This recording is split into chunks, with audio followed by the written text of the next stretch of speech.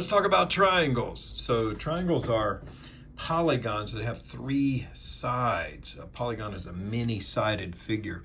So most of you know what a triangle looks like. It kind of looks like this. And there's a bunch of things you should know about triangles. First of all, the angles, let's say angle 1, 2, and 3, those should add up or sum to be 180 degrees always. So the angles in a triangle always add to be 180 degrees. Now there are lots of ways to categorize triangles. So there is something called an equilateral triangle. Equilateral, that means what you think it means, equal sides. So usually the word lateral has to do with a side. So an equilateral triangle is a triangle where all the sides are congruent. And when you draw that, you put a little mark here to say, hey, those are all the same thing. They're the same measure. So that's what an equilateral triangle looks like. And then you have a triangle where just two of them are the same. And that's called isosceles.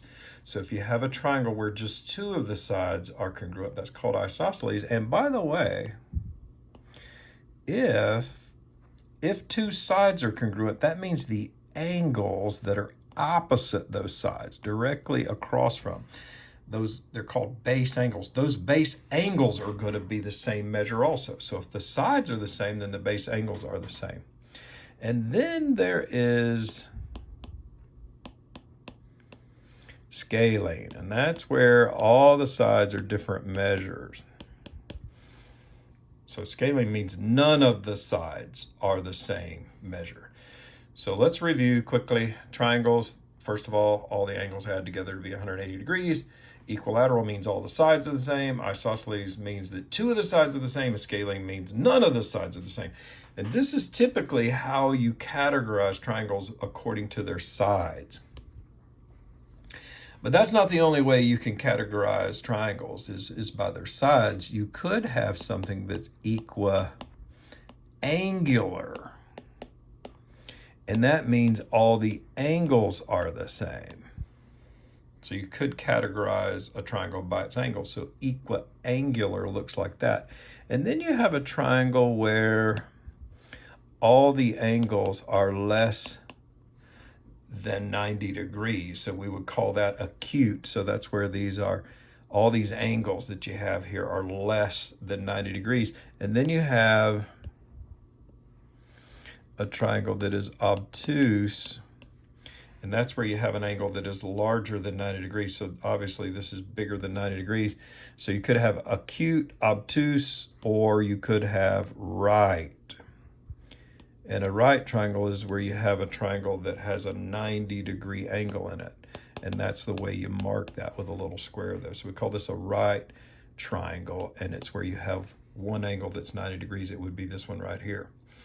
So you can categorize triangles according to angles like this,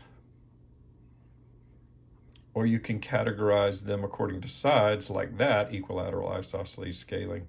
By the way, equiangular would also be acute. This is just a very specific type of acute triangle, because if all the angles are the same, because of this one up here, that all the angles have to add together to be 180 degrees, if all the angles are the same, we know that each angle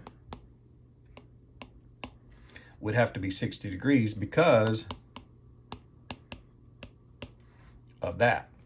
One last thing. Come with me. Everyone, after about, I don't know, third grade, needs to know the formula for the area of a triangle. So we'll call this the height.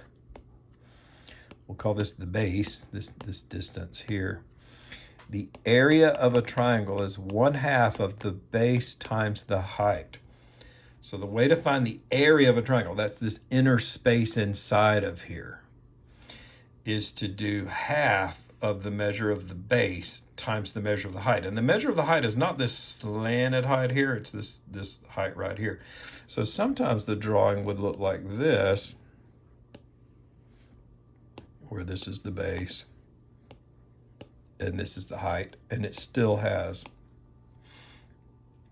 that same formula. So the triangle could be drawn like this. In this case, this is the height, that's the base, this is the formula, or it could be drawn like this. That's the formula. So it's 1/2 the base times the height. Now, one way of thinking about that is to multiply the base times the height and then divide by 2. By the way, that is the same thing. So multiplying something by 1/2 or 0.5 is the same as multiplying these two and then dividing by 2. Multiplying by 1/2 and dividing by 2 are equivalent operations. There you go. So there's a little bit about triangles. In fact, that's a whole lot about triangles. And work on that. Make sure you know those.